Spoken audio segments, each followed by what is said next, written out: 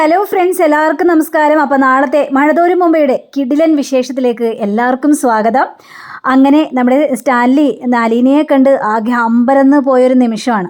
അങ്ങനെ അലീനയൊക്കെ കണ്ട് ചായയൊക്കെ കുടിച്ച് അവിടെ നിന്ന് പുറപ്പെടുക. പക്ഷേ വണ്ടി ഓടിക്കും തോറും അലീനയുടെ മുഖമാണ് സ്റ്റാലിന് ഓർമ്മ ഇങ്ങനെ വന്നുകൊണ്ടിരിക്കുക. അപ്പോൾ തൻ്റെ അമ്മച്ചിയെ അതേപോലെ തന്നെ വാർത്തു വെച്ചിരിക്കുകയാണ് അലീന. ഒരു സംശയമില്ല സ്റ്റാലിന്, ഇത് തൻ്റെ മകൾ തന്നെയാണെന്ന് ഉറപ്പിച്ച് തന്നെ. അങ്ങനെ വീണ്ടും വീണ്ടും കാണണമെന്നുള്ളൊരു ആഗ്രഹം സ്റ്റാലിൻ്റെ മനസ്സിലേക്ക് ഇങ്ങനെ കടന്നുകൂടി വരികയാണ്. അങ്ങനെ സ്റ്റാലിൻ നേരെ ഹോട്ടലിലേക്ക് ചെല്ലുകയാണ് വീണ്ടും. അങ്ങനെ ഈ ബാലേന്ദ്രനെ വീണ്ടും വിളിക്കുകയാണ് സ്റ്റാലിൻ വിളിച്ചതിന് ശേഷം ഹലോ എന്താ എന്നൊക്കെ ചോദിച്ചപ്പോഴേക്കും അതെ ഞാനിവിടെ ഹോട്ടലിലുണ്ട്. നിങ്ങൾ ഹോട്ടലിൽ തന്നെയായിരുന്നല്ലോ, നിങ്ങളെന്താ ഹോട്ടലിൽ നിന്ന് പോയില്ലേ എന്ന് ചോദിക്കുമ്പോൾ ഇല്ല ഞാൻ പോയില്ല, എനിക്ക് പോകാനായിട്ട് തോന്നുന്നില്ല.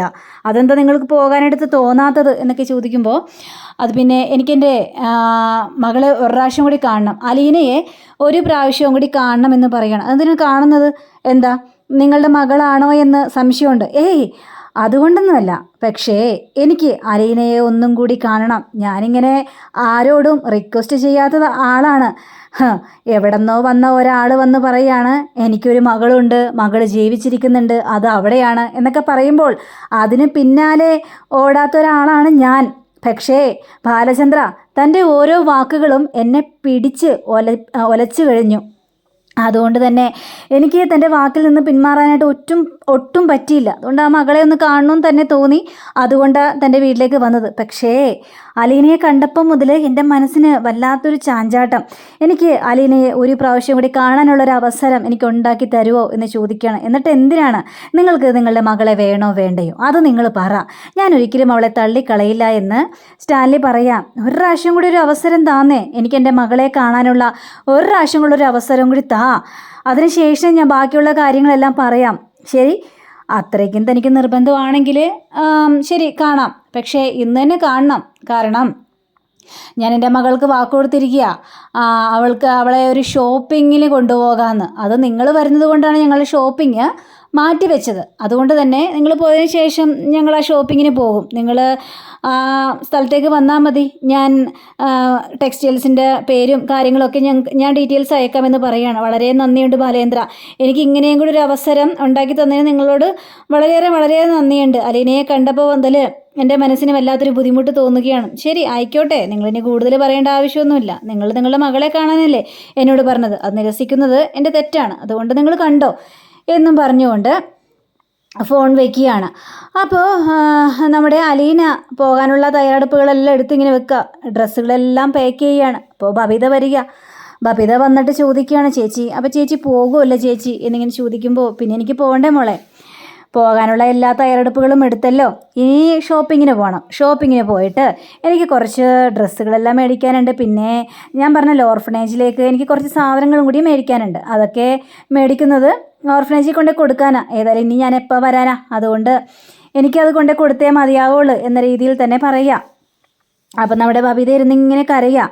ബബിത ഇങ്ങനെ കരയുന്നത് കണ്ടു കഴിഞ്ഞപ്പോഴേക്കും എന്തിനാ നീ ഇങ്ങനെ കരയുന്നത് എന്ന് ചോദിക്കണമല്ലോ ചേച്ചി പോകുന്ന കാര്യം ആലോചിക്കുമ്പോൾ മനസ്സിന് വല്ലാത്തൊരു ബുദ്ധിമുട്ട് ചേച്ചി. ഞാൻ എന്നേക്കുമായി പോകുന്നതല്ലല്ലോ മോളെ, ഇടയ്ക്കിടയ്ക്ക് ഞാൻ വരികയും ചെയ്യും, നിങ്ങളെ കാണുകയും ചെയ്യും, അതല്ലേ ചേച്ചി. എൻ്റെ മനസ്സിന് വല്ലാത്തൊരു കുറ്റബോധം തോന്നുന്നു. കുറ്റബോധം? എന്തിനാ കുറ്റബോധം എന്ന് ചോദിക്കുമ്പോഴേക്കും അത് ഞാൻ ചേച്ചിയെ ഒരുപാട് ഉപദ്രവിച്ചിട്ടുണ്ടല്ലേ, ഒരുപാട് ഓരോരോ കാര്യങ്ങളും പറഞ്ഞുകൊണ്ട് കുറ്റപ്പെടുത്തിയിട്ടുണ്ടല്ലേ, ഒരുപാട് ദ്രോഹിച്ചിട്ടുണ്ട് ഞാൻ, ഓരോ വാക്കുകളുകൊണ്ടും ഞാൻ ചേച്ചിയെ ഒരുപാട് വേദനിപ്പിച്ചിട്ടുണ്ടല്ലേ ചേച്ചി പറയുന്ന ഓരോ കാര്യങ്ങളും ഞാൻ തള്ളിക്കളഞ്ഞുകൊണ്ട് തന്നെയല്ലേ ഞാൻ നടന്നുകൊണ്ടിരുന്നേച്ചത്. ഇത് കേട്ട് കഴിഞ്ഞപ്പോഴേക്കും അലീനയുടെ കണ്ണുകൾ നിറയുക. അപ്പം അലീന പറയുകയാണ്, നിനക്കപ്പോൾ അതെല്ലാം ഓർമ്മയുണ്ടല്ലേ, നിൻ്റെ വാക്കുകളൊക്കെ എന്നെ വേദനിപ്പിച്ചെന്ന് നിനക്ക് മനസ്സിലായല്ലേ മോളെ, നീ എന്നോട് ഏറ്റു പറഞ്ഞില്ലേ, ആ ഏറ്റു പറഞ്ഞപ്പോൾ തന്നെ നിൻ്റെ പാപങ്ങളെല്ലാം തീർന്നു. നീ ഇപ്പോൾ ശരിക്കും എന്നെ സ്നേഹിക്കുന്നുണ്ടെന്ന് എനിക്ക് മനസ്സിലായി, അത് ഞാൻ അനുഭവിച്ചറിയുന്നുണ്ട്, ഞാനെല്ലാം അറിയുന്നുണ്ട് മോളെ എന്നൊക്കെ ഇങ്ങനെ പറയുക. ഏതായാലും നീ എന്നോട് മാപ്പ് പറഞ്ഞതിൽ എനിക്ക് വളരെയേറെ സന്തോഷമുണ്ട്. നീ ഓരോ വാക്കുകൾ പറയുമ്പോഴും എൻ്റെ മനസ്സ് എന്തോരം വേദനിച്ചിട്ടുണ്ടെന്നറിയാവോ എന്നൊക്കെ ഇങ്ങനെ ചോദിക്കുകയാണ്. ഇത് കേട്ട് കഴിഞ്ഞപ്പോഴേക്കും ബബിതയുടെയും കണ്ണുകൾ നിറയുക. നിൻ്റെ ഓരോ വാക്കുകളും നിൻ്റെ ഓരോ പ്രവൃത്തികളും എന്നെ ഒരുപാട് വേദനിപ്പിച്ചിട്ടുണ്ട്, അത് സത്യസന്ധമായ കാര്യങ്ങൾ തന്നെയാണ്. പക്ഷേ ഞാൻ നിന്നെ ഒരിക്കലും വെറുത്തിട്ടില്ല. നീ അങ്ങനെയൊക്കെ പറയുമ്പോഴും നീ എൻ്റെ അനിയത്തിയല്ലേ എന്നുള്ളൊരു ചിന്ത മാത്രമേ എൻ്റെ മനസ്സിലുണ്ടായിട്ടുള്ളൂ.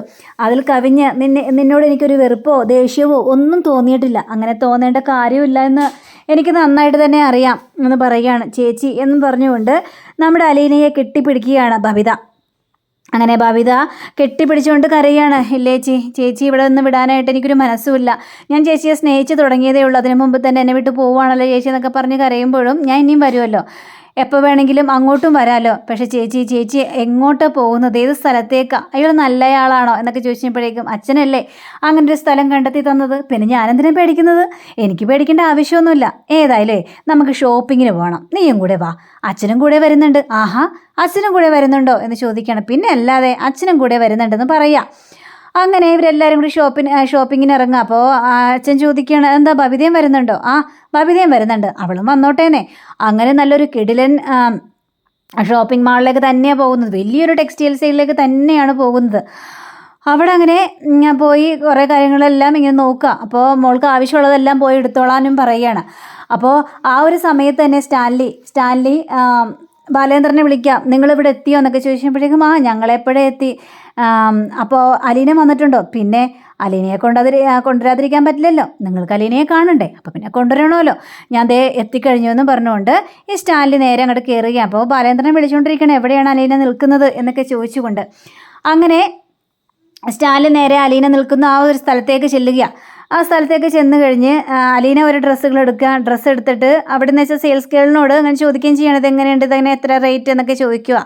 അപ്പോഴേക്കും സ്റ്റാലിനെ കാണാൻ പാടില്ലല്ലോ, സ്റ്റാലിനെ കാണാതിരിക്കാനായിട്ട് ഓരോ ഡ്രസ്സുകളെടുത്ത് സ്റ്റാലിൻ്റെ മുഖം മറയ്ക്കുകയും ചെയ്യണം. ഇതെല്ലാം നമ്മുടെ ബാലചന്ദ്രൻ കാണുന്നുമുണ്ട്. അപ്പോൾ കൂടെ ബബിതയുണ്ട്. ചേച്ചി ഇതൊക്കെ എങ്ങനെയുണ്ട് ചേച്ചി എന്ന് ചോദിച്ചുകൊണ്ട് ഡ്രസ്സുകളെല്ലാം എടുത്ത് കാണിച്ചു കൊടുക്കുക. ഇത് നല്ല മോളെ, ഇനിയും കുറേ കാര്യങ്ങളൊക്കെ നമുക്ക് നോക്കാനുണ്ടെന്നും പറഞ്ഞുകൊണ്ട് ഇവരിങ്ങനെ ചുറ്റിക്കറങ്ങി ഓരോ കാര്യങ്ങളും നോക്കുക. പക്ഷേ തൻ്റെ മകളുടെ ഓരോ ചലനങ്ങളും ഓരോ രീതികളുമൊക്കെ സ്റ്റാൻലി കണ്ട് ആസ്വദിക്കുകയാണ്. കാരണം തൻ്റെ അമ്മ കാണിക്കുന്ന അതേ കാര്യങ്ങൾ തന്നെ, അതേ ടൈപ്പും അതേ നടത്തവും അതേ ചിരിയും ഒക്കെയാണ് ഈ അലീനയുടെ മുഖത്തും ഇങ്ങനെ കാണിക്കുന്നത്. ഇതൊക്കെ കണ്ടു കഴിഞ്ഞപ്പോഴേക്കും നെഞ്ചുരുകിയൊരു അവസ്ഥ നിൽക്കുകയാണ്. പക്ഷേ ബാലേന്ദ്രന് ഇതെല്ലാം കണ്ടു കഴിഞ്ഞപ്പോഴേക്കും ഒരു വേദന പോലെയാണ് തോന്നുന്നത്.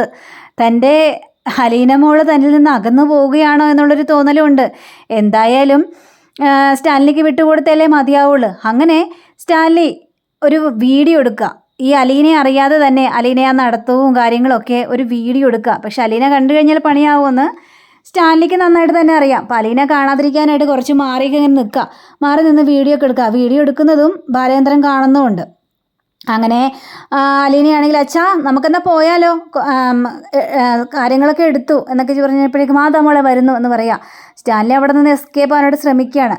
അങ്ങനെ സ്റ്റാൻലി വീഡിയോ എല്ലാം എടുത്തിട്ട് നേരെ വണ്ടിയിലേക്ക് കയറുകയാണ്. വണ്ടിയിലേക്ക് കയറി കഴിഞ്ഞപ്പോഴേക്കും വീണ്ടും ബാലേന്ദ്രനെ വിളിക്കുകയാണ്, ഞാൻ കണ്ടു, എനിക്ക് സന്തോഷമായി, ഇനി ഞാൻ വരുന്നുണ്ട് ഒരു പ്രാവശ്യവും കൂടി എൻ്റെ മോളെ കൊണ്ടുപോകാനായിട്ട് എന്ന് സ്റ്റാൻലി പറയുക. ആ സ്റ്റാൻലിൻ്റെ ഒറ്റൊരു വാക്കിൽ നമ്മുടെ ബാലചന്ദ്രന് ആകെ വെന്തുരുകിയ അവസ്ഥയിലായി പോവുകയാണ്.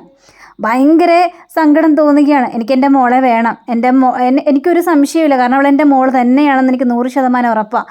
പിന്നെ അവളെ ഒന്നും കൂടി കാണണമെന്ന് പറഞ്ഞത് എനിക്ക് ചിലരും കൂടി എൻ്റെ മോളുടെ ഫോട്ടോസും വീഡിയോസൊക്കെ കാണിക്കാനുണ്ട് എൻ്റെ അപ്പച്ചനെ എന്നിങ്ങനെ പറയുകയാണ്. അപ്പോൾ ഇത് കേട്ട് കഴിഞ്ഞപ്പോഴേക്കും ആയിക്കോട്ടെ എന്ന് പറയുക. അങ്ങനെ നമ്മുടെ കഥ ഇനി നാളെ വരാനായിട്ട് പോകുന്നത് അടിപൊളി രംഗങ്ങൾ തന്നെയായിരിക്കും. ഇനിയിപ്പോൾ അലീന എപ്പോഴാണാവോ തിരിച്ചറിയാനായിട്ട് പോകുന്നത്. പിന്നീട് അലീന എല്ലാവരോടും യാത്ര ചോദിക്കാനും പോകുന്നുണ്ട്. ആ ഒരു രംഗവും കൂടി ഇനി കാണിക്കുന്നുമുണ്ട്.